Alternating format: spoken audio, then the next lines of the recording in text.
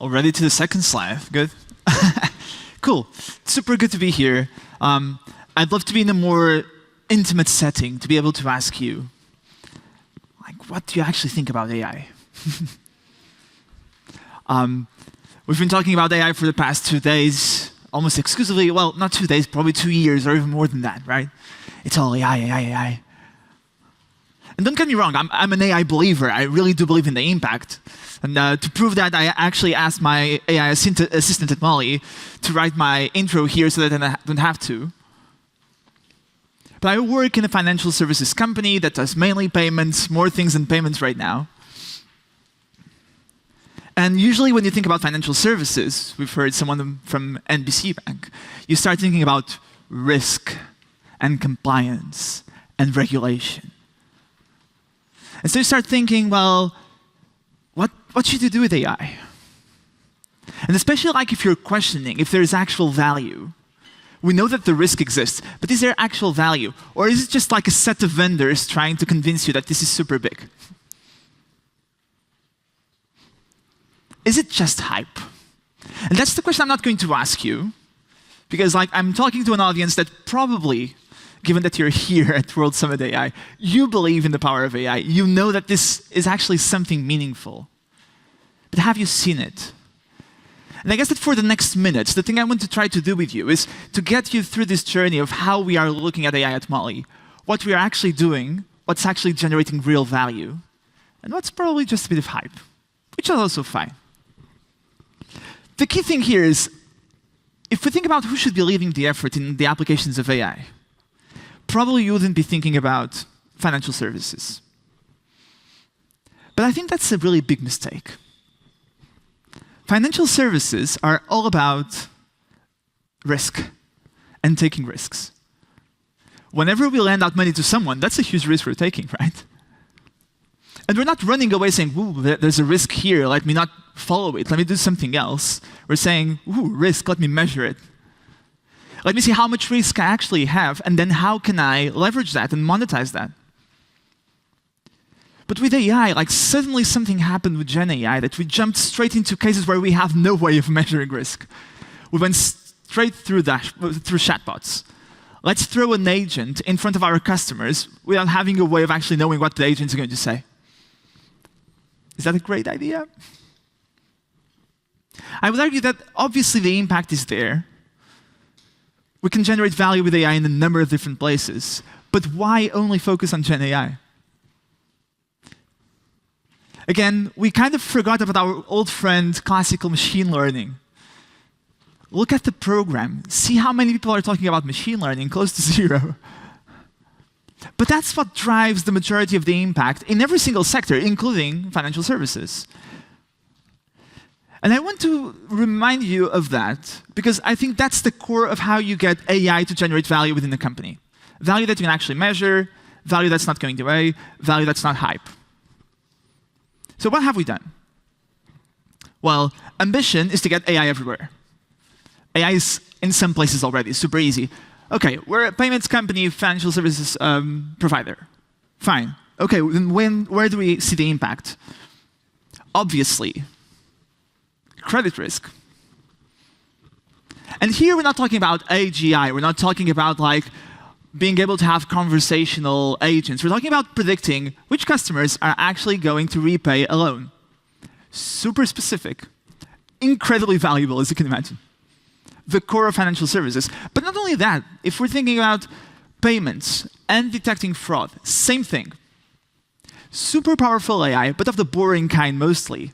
Tabular machine learning with features that we compute and that we calculate per merchant, per consumer, per transaction, per product. And like even more boring, forecasting, it still exists, right? Helping to understand what's going to happen. If we are processing payments, that's as close to like a real-time view on the economy as it gets. And the economy goes up and down. Like you go to sleep and the economy kind of stalls. Then you wake up and the economy grows up again. You get to weekends and weird things happen. Understanding these patterns is super important. Are we using ChatGPT for that? Obviously not. But this is incredibly important. And I'll come back to this, because being able to specify the thing that you're actually trying to predict, what's your main objective with AI, and measuring that, which is something that every single data scientist, every single machine learning engineer has been doing for the past years, is key to leveraging value out of GenAI. But then, okay, let's go to GenAI. If I ask you to think within a financial services company, where is GenAI going to generate the majority of the value? If you say chatbots, you lose. But I bet that you will not say internal audit. And it has been one of our first big customers internally. One of the first teams saying, you know what, this is actually amazing. Being able to process like lots of documentation, being able to understand regulation, that's super hard.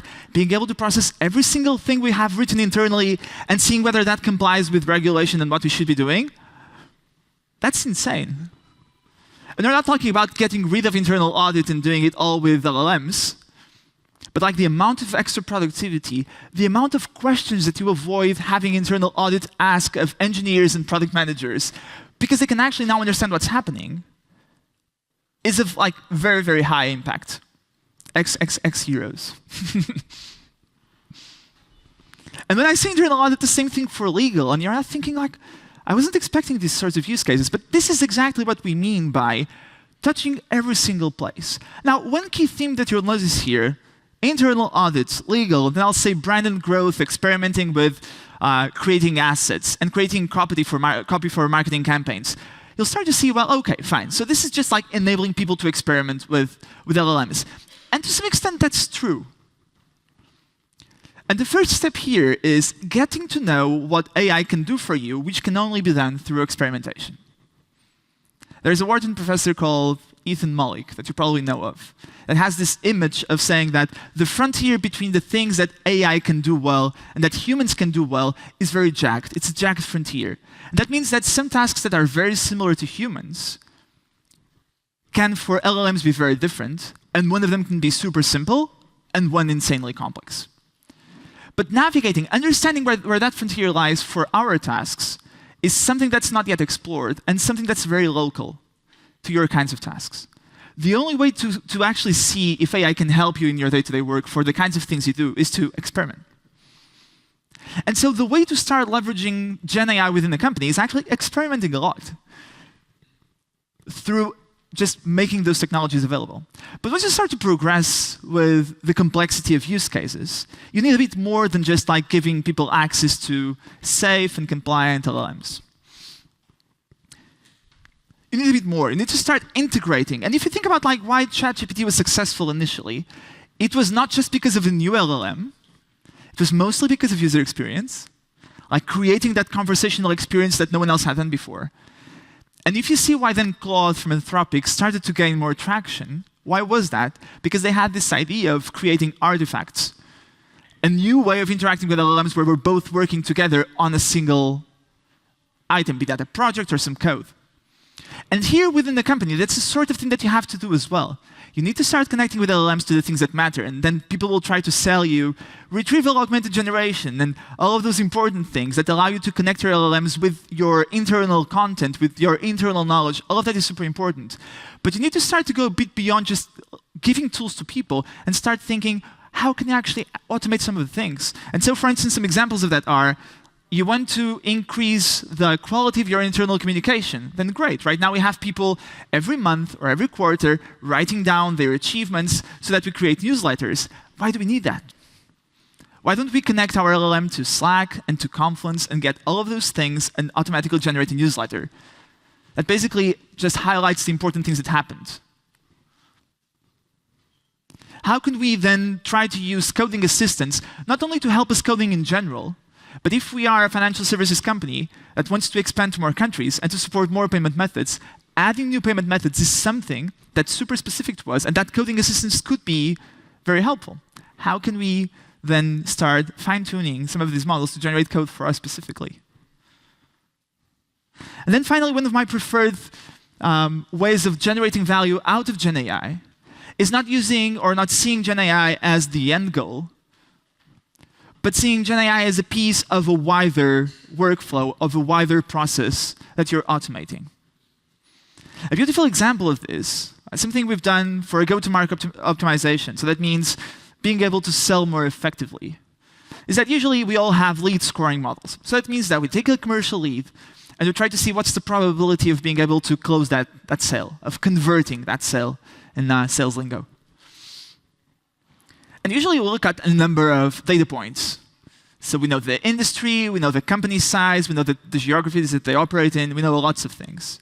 But there's lots of data that's super unstructured, starting with websites.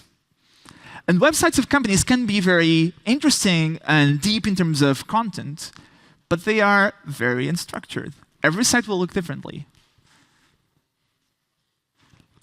Why don't we take LLMs and feed them HTML or a picture of the website with vision models and ask that website some questions so that we can extract structured data generating JSON out of a website so that we're then generating features that get fed into classical machine learning models. And so we now have this pipeline where we have GenAI as a way of structuring, as a way of understanding a component that's super important to us, but that's very unstructured, structuring it, feeding it to a classical machine learning model, and now we're back to where we were before. We're back to a very specific task that we can actually measure. I can actually see how good my lead scoring model is because I have my training set and I have my test set, and I can train my model with my training set and see what's the performance in the test set. I'm back in a scenario where things are measurable, and that's amazing. And that's how you demonstrate value. So this transition from LLMs as a pure enabler to LLMs as a source of automation, to LLMs as a piece of the longer automation, of the longer process that gets more intelligent, is the journey that makes sense.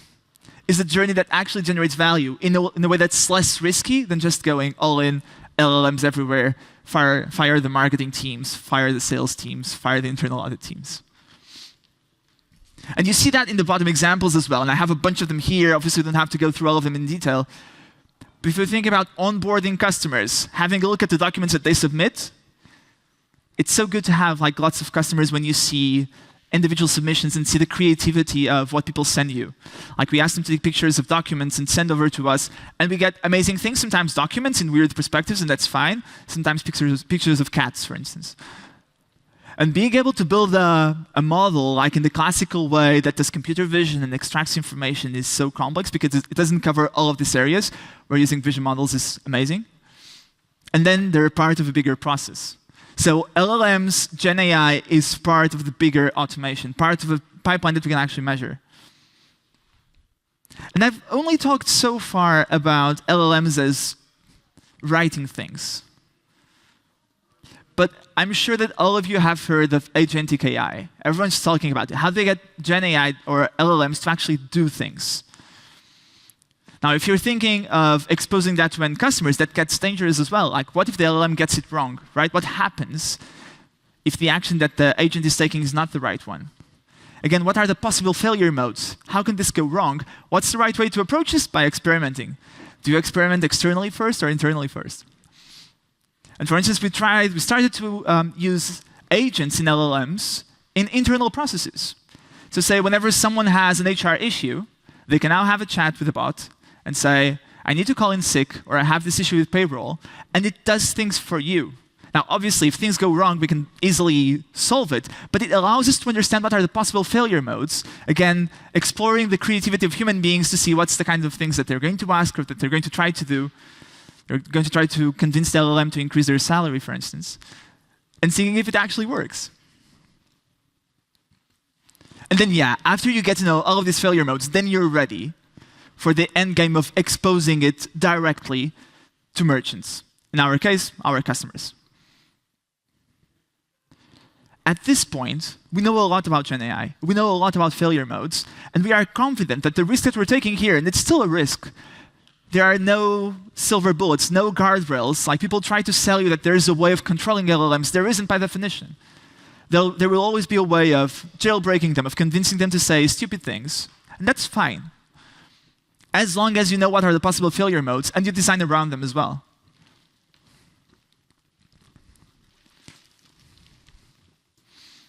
And so I guess that's the main takeaway. I guess that's the most important thing, is that this journey to ensure value, with our Mollie GPT as the example of being our umbrella for all of the Gen AI initiatives. That starts with learning internally, enabling only with tools, in our case, creating a website with tons of LLMs, all of them so that people could experiment, creating Slack bots that are then a bit more intelligent and can do some things for you. And we start there and we learn. And then we progress and we say, it's not only internal uses of enablement, it's also automating parts of the workflow. And I give you lots of examples here. Using LLMs as key components of intelligent automation. And then, yeah, finally, enabling new customer experiences, enabling new ways of reaching our customers without being afraid. Even if we're a financial institution, it doesn't matter. Having this freedom and this confidence to experiment and to deliver value through connecting to our customers directly, with risk being managed.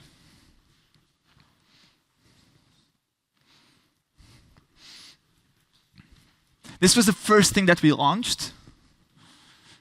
Relatively simple, but for instance, it's a major difference. Like the impact in terms of reduction of questions we got in our contact centers was astronomical. Just turning something that's usually obvious, like you have a help center. Some of our customers have questions, so they come to our help center to see and to get answers. But this is still financial services. Even if we make a very conscious effort of being simple in our communication, in our tone of voice, like some customers have no idea if they're solopreneurs, they just started. They don't know what a payout is. They don't know what capital is. And so sometimes just navigating a help center is hard because you're trying to search for things, but if you're not searching for the right word, it's going to get hard. So just like enabling a conversational experience on top of the help center, and we launched this over a year and a half ago, is a great way to experiment. Like, what's the worst that can happen with this? You're going to get like a crazy answer, which is something that we can closely monitor. And if customers are really not happy, they can always then go to actual human support. But just the fact that people can now ask things in whatever language they want, using the words they know, and they still get the right answer, and not just like a huge help center article, but the summary, generated so much value. You don't need to go to the full complex use case that makes everyone scared in your company first. Start with the easy ones. And also start with the fun ones. And that's how I wanted to end. Like we had our annual gathering a couple of weeks ago, and we tried to, we used Gen AI for building a promo video. And one of the things we did was we took some pictures from some years ago, and we asked Runway to animate them. And we got this very quirky thing that have a look. It's like 2 seconds of movie. If it actually works, oh, too soon. I'd love to show you. And you see how quirky it is. Thank you.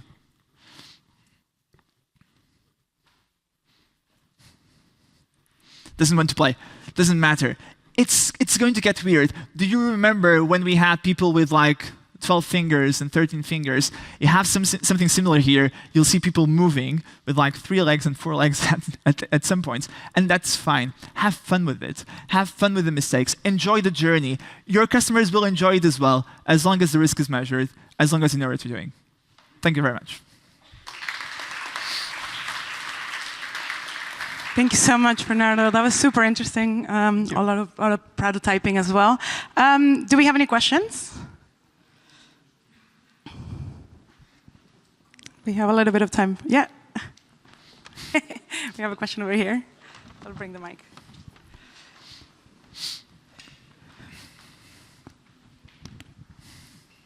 I enjoyed it very much. Thank you very much. Thank you. So the next step, because you did go around it, you have cyclic decision-making and non-cyclic decision-making. Correct. So would you say that by cyclic decision-making, like processes that always are the same, that the AI is easier to be implemented? As with the non-cyclic, you first have to find out, as the before speaker was saying, what the literacy is of the person so that you can communicate with him. Question. I would say that obviously, if you have a process that's repeated a number of times, like cyclically in the way that you were mentioning it, again, it's much easier to measure the impact, right? You can get back to that mental model of trying to measure in the past, if I had applied this process, what would have been the benefit? And that's the thing that convinces people the most. Instead of you trying to convince them by words and by asking them to trust you, if you have the hard data, again, financial services, very heavy data environment, they will trust you. And so obviously a process that has already happened, that you can measure and that you can demonstrate through results, is probably the best place to start. Both in terms of risk management, but also through, I would say, like evangelizing within the company. Because you'll have some people that will be more resistant, more reluctant, that will not trust the technology. And the way to convince them is not to start with like the most complex use case, but with the ones that are easy to demonstrate and obviously with lower risk as well. But I'd say that there's some work to be done in terms of pushing the boundaries as well a bit, of not just becoming too conformant to what the dominant thought is, because sometimes that is too conservative, too closed. But you have to be smart in the way that you evangelize, the way that you communicate, the way that you increase the literacy in your company, and obviously adjust your approach to the place that you're at. Thank you. There was another one over there? Yeah, there's another one over there. Here? Yeah, sorry.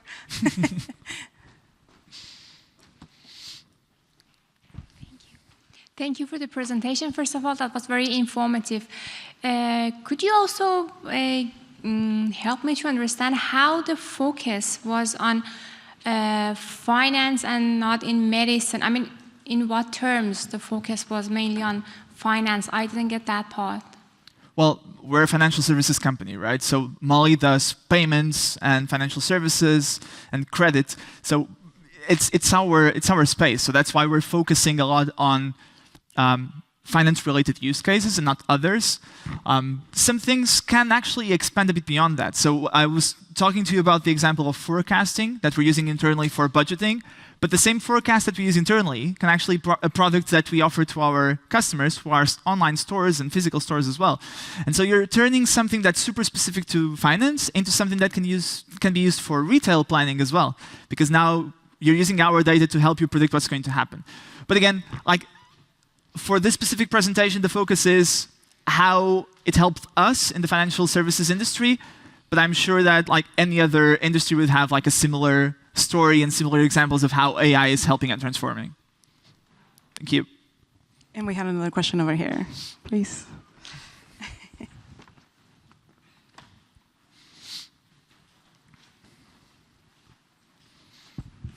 Thank you. I liked your viewpoint on using Gen AI as part of a larger and more intelligent pipeline. And you talked about using Gen AI to label your data, and then using it for traditional ML problems. But don't you have some kind of chicken and egg problem there? How do you put some validation in place to make sure your labeling is correct? Well, it wasn't actually labeling, even though like labeling is a possibility. I was mainly talking about extracting additional features. So not for the labels itself. In my case, it was if I'm trying to, for instance, understand the probability of a given website being of a company that wants to be my customer, I'm extracting more features using LLMs. But the labels themselves are given by past history of have they become our customers or not? Like, have we converted those leads or not? So in this particular example, I'm not using LLMs for labels precisely for the reason that you're mentioning. If I want to be able to measure accurately what the impact would have been in a lab setting before I go to the real world, which is something that we do a lot in machine learning, then we shouldn't be using LLMs for labels, because then you have the chicken and the egg problem. I can see examples of where labeling with LLMs could be kind of acceptable, but again, that would be further along the journey. I would start with features, not labels, as being the main target for LLMs. But I think that's a very good question. Thank you. Perfect. Thank you. Do we have another question? Oh. Oh, wait, sorry. No, I'm fine. I have time. Yeah, perfect. I think he was first, and then I'll go on to you.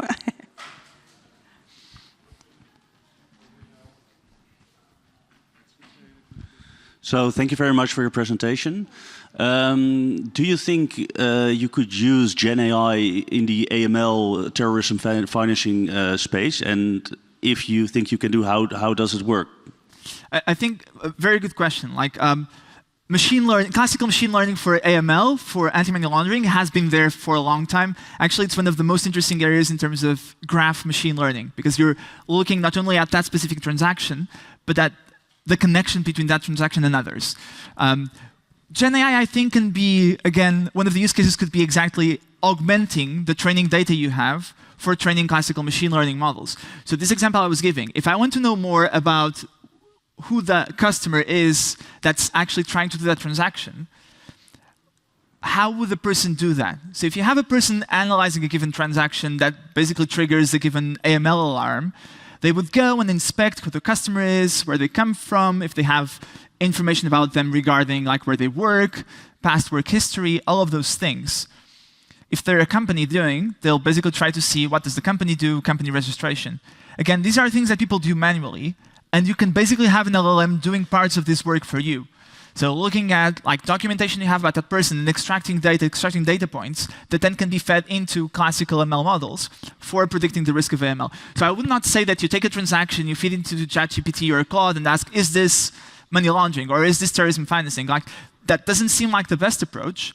But again, as part of a larger pipeline, I totally see that as being feasible. And again, like AML is one of these things that's highly regulated. So obviously you're talking to your regulator and trying to demonstrate that you're doing enough, that you're doing all that you can to detect those sorts of things.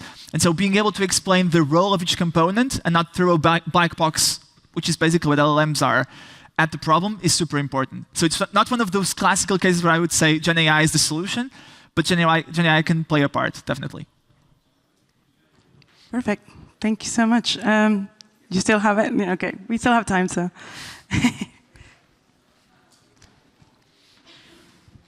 Thank you for the nice presentation. I see that you guys at Mollie, you mentioned giving, like for example, developers, engineers, giving them room to play with it, to experiment. Yeah, I'm also part of a pretty big company that wants to do a lot with AI. What type of culture or like initiative do you guys have in the company that give developers and engineers the room to actually do those type of experimentations? And what type of tooling, for example, or whatever things you guys provide for them? I think it's a great question. Like the first thing is, like you use the right word for me, which is culture.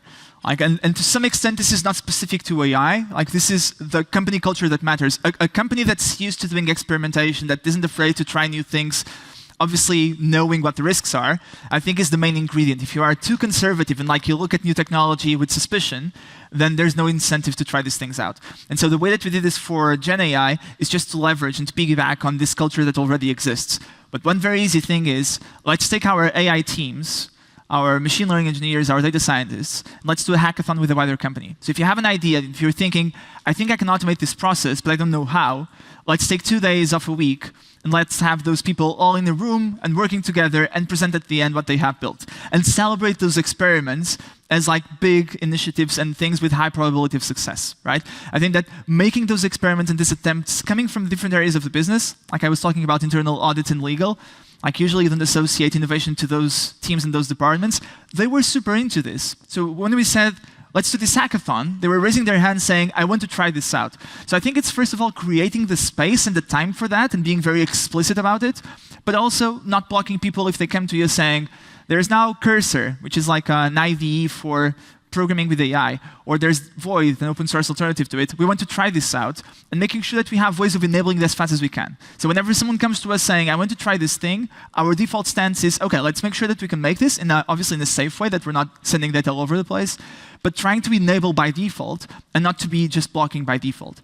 And again, that reinforces the culture of, if you have ideas, if you want to try things out yourself, you have the freedom to do so, and you're supported by us so that you're not just taking unnecessary risks.